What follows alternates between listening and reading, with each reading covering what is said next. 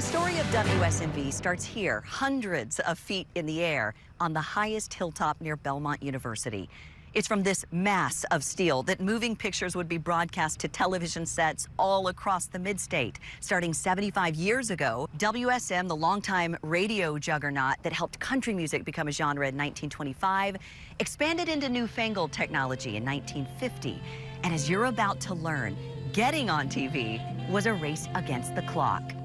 In the late 1940s, when cars grew fins, bobby socks were in, and the baby boom was booming, a new technology was about to emerge. Almost as soon as World War II was over, discussion began about should we get into this television thing. Those discussions were within National Life and Accident Insurance Company, the same insurance company that owned the famous radio station WSM, broadcasting the legendary Grand Ole Opry. Well, this is Kyle Cantrell on WSM 650.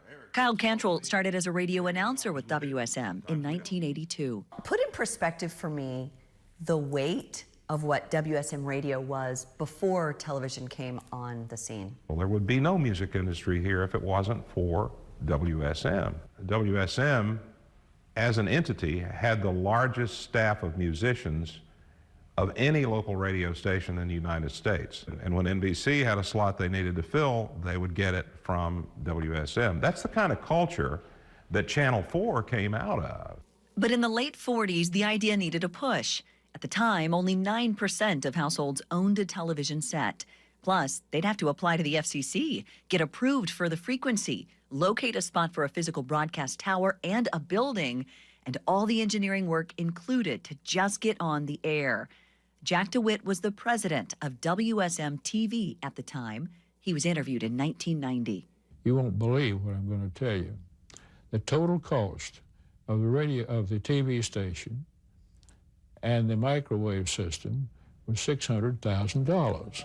That's about $8 million in today's money. And before there were even TV shows airing on the channel, viewers saw this. All we could get was a test pattern, but we watched the test pattern. Watching the test pattern every night, we watched the test pattern.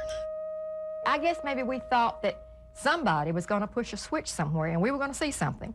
Dolores Harris had just graduated in 1950. Her dad bought one of the first TV sets in the neighborhood, but viewers wouldn't be happy with that for very long.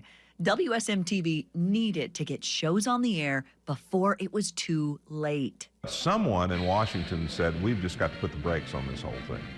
In 1950, the FCC was overwhelmed and struggling to create a nationwide system to broadcast images and allocate frequencies. And they set a deadline. They said that there will be no more TV stations go on the air after September 30th, 1950.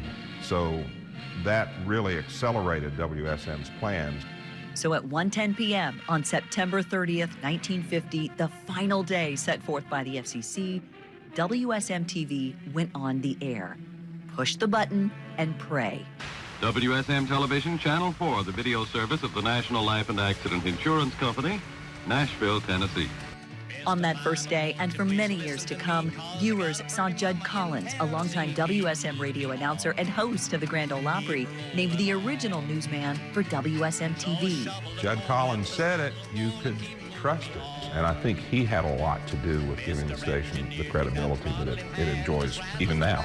This billboard from the early years shows Judd and WSM as clearly Nashville's #1 TV station. Thanks to the FCC freeze, it was the only TV station for 3 full years. Early viewers of WSM-TV watched westerns and pro wrestling, but it was the local programming that sealed the station's popularity.